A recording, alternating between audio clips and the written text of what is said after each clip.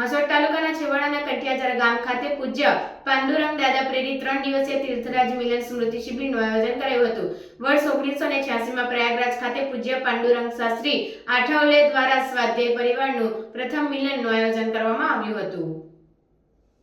પૂજ્ય પાંડુરંગ શાસ્ત્રી આઠવેલ દ્વારા તારીખ 21, 22 અને 23 માર્ચ 1986ના વર્ષમાં પ્રયાગરાજ ખાતે તીર્થરાજ મિલનનું આયોજન કર્યું હતું, જે સ્વાધ્યાય પરિવારનો વૈશ્વિક લેવલનું પ્રથમ તીર્થરાજ મિલન હતું, જેની યાદમાં 39 વર્ષ બાદ હાંસોટ તાલુકાના છેવાડાના અરબી સમુદ્ર પાસે આવેલ કંઠિયાજાર ગામ ખાતે પૂજ્ય પાંડુરંગ દાદા પ્રેરિત 3 દિવસીય તીર્થરાજ મિલન સ્મૃતિ શિબિરનું આયોજન કરવામાં આવ્યું હતું અને સમગ્ર કંઠિયાજાર ગામની શેરીઓ, ફળિયા અને સાડીઓના તોરણને ફૂલોથી શણગાર્યા હતા। આ શિબિરના પ્રારંભ ગામમાં મધ્યસ્થ ગંગાના રથમાં ભગવાનની ભવ્ય શોભાયાત્રા કાઢવામાં આવી હતી। આ તીર્થરાજ મિલનમાં પ્રયાગરાજ ખાતે થયેલ મિલનની આબેહૂબ પ્રતિકૃતિ તૈયાર કરી તીર્થરાજ મિલનમાં મૂકવામાં આવી હતી। આ પ્રતિકૃતિઓ આકર્ષણનું કેન્દ્ર બની હતી, ખાસ કરીને આજની નવી પેઢીને તીર્થરાજ મિલન અંગે માહિતગાર થાય અને તેની વાત અલગ અલગ ચિંતન દ્વારા તથા પ્રોજેક્ટ દ્વારા દર્શાવી નવી પેઢીને માહિતગાર કર્યા હતા। આ સ્મૃતિ શિબિરમાં અમૂલ્ય માનવ જીવન સાર્થક કેવી રીતે થઈ શકે, તેના અસ્મિતા, કૃતજ્ઞતા, ભાવમય જેવા ગુણ જીવનમાં સિંચન થાય તેનું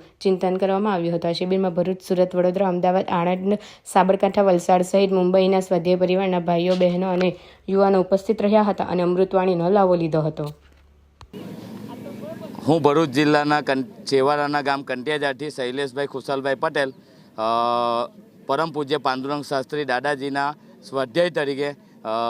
અમારા ગામની અંદર 1 મહિના પહેલાં એવું નક્કી કરવામાં આવ્યું કે 1986ની અંદર તીર્થરાજ મિલનનો જે કાર્યક્રમ થયો હતો એ કાર્યક્રમના ભાગરૂપે તૈયારી કરી અને એ કરવા માટે અમારા ગામને જ્યારે પસંદ કરવામાં આવ્યું ત્યારે અમે એની અંદર લાગી ગયા અને એ લાગીને આજે એ કાર્યક્રમને 3 દિવસ પૂરા થવા જઈ રહ્યા છે। ત્યારે અહીંયા અમે સ્ટેજ પર જે 1986ની અંદર જે આબેહૂબ ઊભું કર્યું હતું એ બધું એનું મિની ડેમો અમે અહીંયા ઊભો કર્યો છે। જે એવો સ્ટેજ, એવો માં ગંગાનું પ્રવાહ, માં ગંગાનું એ બધું અમે ઊભું કર્યું છે અને એ સ્વરૂપે જ્યારે પરમ પૂજ્ય દાદાજી એવું કહેતા હતા કે ઋષિનું કામ છે અને જ્યારે ઋષિ આવવાનો હોય તો એની આગતા સ્વાગતામાં આજુબાજુ ગુજરાતમાંથી ઘણા ભાઈઓ બહેનો આવવાના હોય તો અમે એના ભાગરૂપે ગામની અંદર શણગાર, આખા ગામની અંદર શણગાર કર્યો છે। શણગારના ભાગરૂપે ગામમાંથી 800 સાડીઓ, રસ્તા ઉપર જાજમ પાથરવા માટે પાનો, ગુલાબના ફૂલો, ગલગોટાના ફૂલો અને કલાનો અને મંડપને આ તે બધી તૈયારી કરી છે, કારણ કે અમારા દાદાએ અમને એવું કીધું છે કે જ્યારે ઋષિનું કામ કરવાનું હોય ત્યારે ઋષિ આવવાનો તો એની આગતા સ્વાગતામાં કોઈ કચાશ રહેવી ના જોઈએ અને એ આના પ્રેરિત